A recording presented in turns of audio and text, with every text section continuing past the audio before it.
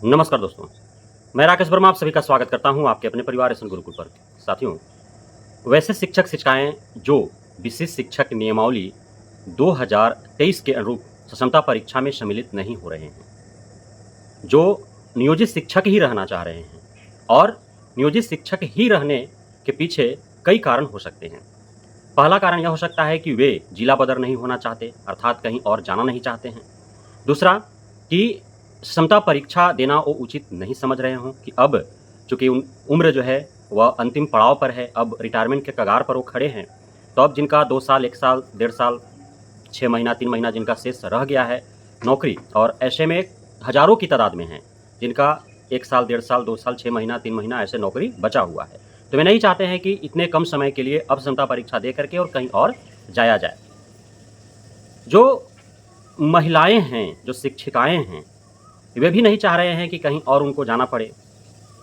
अन्य कई भी कारण हो सकते हैं कि क्षमता परीक्षा वो देना नहीं चाह रहे हैं, या फिर जो शिक्षक संघ संगठनों के द्वारा जो लगातार राज्यकर्मी के अनुरूप ही, राज्यकर्मी के भांति ही, राज्यकर्मी के बराबर ही नियोजित शिक्षकों को भी सारे सुख सुविधाएं मुहैया कराने के जो दावे किए जा रहे हैं, तो इसे लेकर के भी नियोजित शिक्षक आश्वस्त होंगे कि जब जो राज्यकर्मियों को मिलेगा वो नियोजित शिक्षकों को भी मिलेगा ही, तो फिर राज्यकर्मी बनने की क्या जदोजहद हो, फिर क्षमता परीक्षा देने की क्या कवायद शुरू की जाए।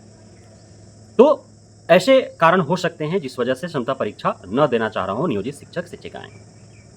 अब आप सभी को ज्ञात है कि क्षमता परीक्षा लेने का सबसे बड़ा एक कारण है, तो वह है कि उसी के आड़ में सभी नियोजित शिक्षक शिक्षिकाओं को कहीं से कहीं भेज दिया जा रहा है, अर्थात उनका स्थानांतरण किया जा रहा है। चूँकि नियोजन इकाइयों के द्वारा जिनका भी नियोजन हुआ है, अब वे तो राज्यकर्मी हैं नहीं, नियोजित हैं, इसलिए उनका स्थानांतरण जो है उनके नियोजन इकाइयों के अंतर्गत ही किया जा सकता है, जो अब तक बिहार सरकार के द्वारा नहीं किया गया। अर्थात पिछले कोई 17 साल से, कोई 15 साल से, कोई 14 साल से, कोई 12 साल से, कोई 5 साल से, कोई 3 साल से जो जहाँ बना हुआ है वहीं बना हुआ है। यदि सरकार चाहती तो नियोजन इकाइयों के द्वारा भी नियोजित शिक्षकों का स्थानांतरण वे उन्हीं के नियोजन इकाई के अंतर्गत दूसरे विद्यालयों में कर सकती थी, लेकिन ऐसा किया नहीं। अब जो है, जब जो नियोजित शिक्षक शिक्षिकाएं हैं उनका नियोजन इकाइयों से बाहर दूसरे नियोजन इकाइयों में, दूसरे जिला में यदि उनका स्थानांतरण नहीं हो सकता है, तो फिर नियोजित शिक्षकों का स्थानांतरण होगा तो कैसे होगा?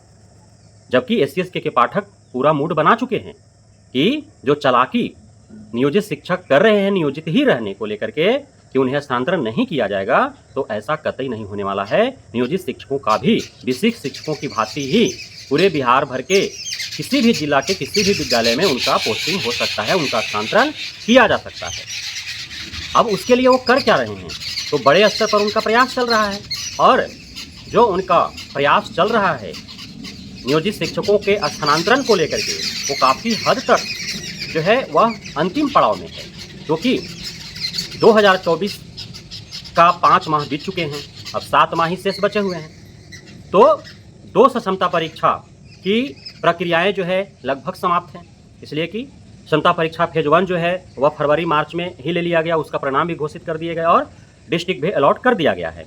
क्षमता परीक्षा फेज 2 के आवेदन लिए जा चुके हैं, जून में परीक्षा होना जो है वो तय है, और अंतिम जून तक उसका परिणाम घोषित करके डिस्ट्रिक्ट अलॉट कर दिया जाएगा, और अंतिम जून और 1 जुलाई में ही फेज 1 और फेज 2 दोनों का सम्मिलित रूप से काउंसलिंग करा करके और उनको स्कूल अलॉटमेंट कर पदस्थापित कर दिया जाएगा। वे विशिष्ट शिक्षक बन जाएंगे, राजकर्मी का दर्जा पा जाएंगे, और इसी प्रकार जो है लगभग 2 लाख नियोजित शिक्षक जो क्षमता परीक्षा पास कर विशिष्ट शिक्षक बनेंगे, राज्यकर्मी बनेंगे, उनका स्थानांतरण हो जाएगा।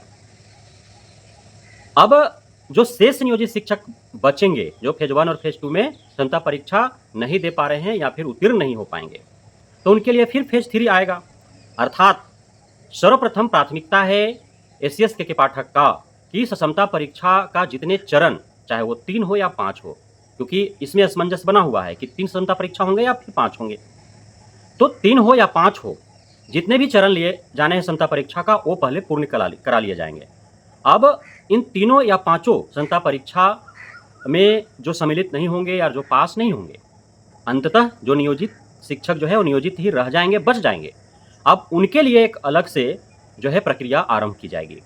अब जो जिस नियमावली के आधार पर इन नियोजित शिक्षकों का नियोजन हुआ है, उस नियमावली में संशोधन करना पड़ेगा, तभी जाकर के जो है नियोजित शिक्षकों का स्थानांतरण जो है उनके नियोजन इकाइयों से बाहर दूसरे नियोजन इकाइयों में, दूसरे प्रखंड में, दूसरे जिला में किया जा सकता है।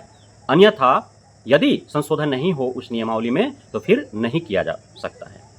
तो SC/ST के पाठक का प्लानिंग के अंतर्गत जो है जो भी अलग अलग चरणों में नियोजित शिक्षकों का नियोजन हुआ है, उन नियमावलियों में संशोधन करने की जो है कवायद शुरू कर दी गई है। साथ ही जो अलग अलग नियोजन इकाइयां हैं उसका संविलियन प्रारंभ कर दिया गया है। अर्थात एक दूसरे से जब जुड़ेंगे नहीं, जब उनका संविलयन नहीं होगा, तब तक जो है स्थानांतरण करना अनुचित होगा, गैर संवैधानिक हो जाएगा, गैर न्यायिक हो जाएगा। इसलिए पहले कि कोई आवाज़ न उठे, कोई प्रश्न चिन्ह न खड़ा हो, क्योंकि नियोजित शिक्षक जो है वो मूर्ख नहीं है। नियोजित शिक्षक इसीलिए सक्षमता परीक्षा नहीं दे रहे हैं, खास करके अधिकांश जो संख्या है सक्षमता परीक्षा न देने वालों का, कि वे दूसरे जगह नहीं जाना चाहते हैं, वे दूसरे जिला में नहीं जाना चाहते हैं, वे उसी विद्यालय में चिपके रहना चाहते हैं, क्योंकि वह उनके लिए कंफर्ट जोन है।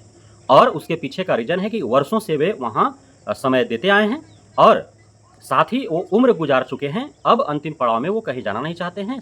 और खास करके जो बुजुर्ग शिक्षक हैं, जो बुजुर्ग महिला जो शिक्षिका हैं या फिर अन्य जो शिक्षिकाएं हैं, वो अपने परिवार के साथ ही रहना चाहते हैं, दूसरे जगह पे वो जाना नहीं चाहते हैं। क्योंकि BPSC TRE 1 TRE 2 के द्वारा जो शिक्षक शिक्षिकाएं नवनियुक्त हुए हैं, तो उनको काफ़ी मुश्किलातों का सामना करना पड़ रहा है यत्र तत्र उनका पोस्टिंग हो जाने के बाद। तो वैसे ही मुश्किलातों का सामना जो है नियोजित शिक्षक जब विशिष्ट शिक्षक बन जाएंगे और स्थानांतरण हो जाएगा, यत्र तत्र उनका पोस्टिंग हो जाएगा, तो उन्हें भी करना पड़ेगा। तो नियोजित शिक्षक जो अंततः नियोजित ही रहना चाहते हैं, उसके पीछे का बहुत बड़ा रीजन स्थानांतरण को लेकर के है। लेकिन के पाठक नियोजित शिक्षकों की चालाकी को समझते हैं और उन नियोजित शिक्षकों को जो स्थानांतरण से बचने के लिए क्षमता परीक्षा नहीं दे रहे हैं, उनका स्थानांतरण करने हेतु भी नियोजन इकाइयों का संविलियन का कार्य प्रारंभ कर दिया गया है। और जिस नियमावली के तहत उनका नियोजन हुआ है, उस नियमावली में भी संशोधन करके और उनका स्थानांतरण करने की प्रक्रिया की ओर आगे कदम SC/ST के पाठक बढ़ा चुके हैं। लेकिन 2024 में नियोजित शिक्षकों का स्थानांतरण कतई भी नहीं किया जा सकता है।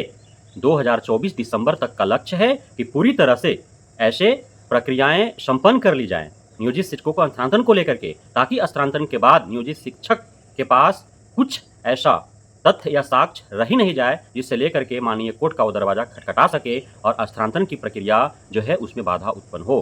तो SC/ST के पाठक इसकी पूरी तैयारी कर रहे हैं। तो अब नियोजित शिक्षकों को ही निर्णय लेना है कि वे स्थानांतरण से बचने के लिए कौन सा कदम आगे उठाएं, आगे बढ़ाएं। बहुत बहुत धन्यवाद आप सभी साथियों का हमारे साथ जुड़े रहने के लिए, बने रहने के लिए, इतना प्यार देने के लिए, यहाँ पे भरोसा बनाए रखने के लिए। जय हिंद।